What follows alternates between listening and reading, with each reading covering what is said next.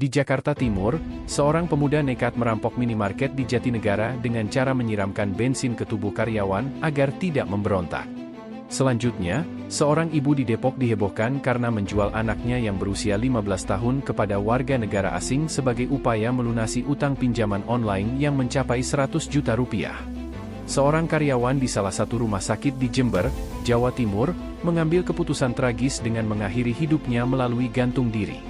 Tindakan nekat tersebut diduga dilakukan karena terjerat dalam pinjaman online. Halo semuanya, selamat datang di channel yang membahas tentang uang. Jika ditanya mengapa ekonomi Indonesia sulit maju, jawabannya bisa bervariasi, mulai dari aspek produktivitas, kualitas sumber daya manusia, tingkat korupsi, dan lain-lain. Namun, di antara banyak faktor tersebut, ada satu faktor yang sering diabaikan, yaitu kebiasaan buruk masyarakat dalam berutang menggunakan pinjaman online dan paylater. Ini tidak hanya sekadar fitur aplikasi keuangan, tetapi juga telah menjadi gaya hidup. Awalnya, bisnis pinjaman online muncul sebagai layanan keuangan baru sekitar tahun 2014, dan pada tahun 2018, industri pinjaman online mulai booming. Total pinjaman mencapai 5 triliun rupiah, dan pada Mei 2022, utang masyarakat mencapai 40 triliun rupiah. Pada bulan Juli 2023, estimasi utang pinjaman online sudah mencapai 51 triliun rupiah. Data ini mencerminkan seberapa cepat fenomena pinjaman online merusak kesehatan keuangan masyarakat. Ini bukan hanya masalah nasional, tetapi juga berdampak besar pada keuangan rumah tangga jutaan masyarakat Indonesia yang terkena dampak secara langsung. Dalam video ini, saya akan membahas berbagai masalah yang muncul akibat pinjaman online, mulai dari kondisi keuangan yang terganggu hingga pengaruhnya pada kondisi mental dan psikologi masyarakat kita.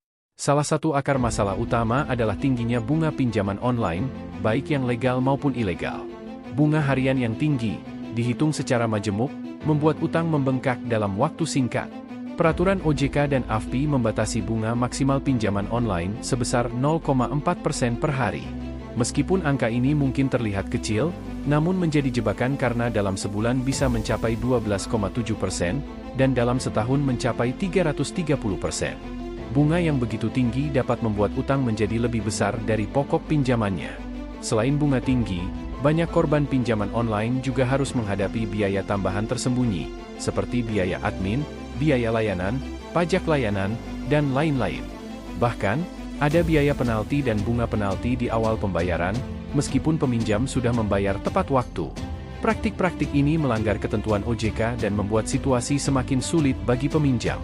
Banyak peminjam pinjaman online yang terjebak dalam lingkaran utang, terpaksa meminjam dari pinjaman lain untuk melunasi utang sebelumnya.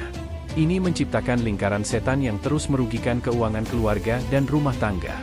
Dalam video ini, saya juga akan membahas dampak psikologis dan mental dari praktik penagihan utang yang tidak etis, seperti teror, penghinaan, dan penyebaran data pribadi oleh para debt collector.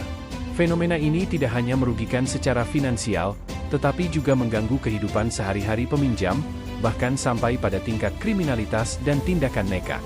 Fenomena pinjaman online bukan hanya masalah sekelompok orang, melainkan melibatkan jutaan masyarakat Indonesia.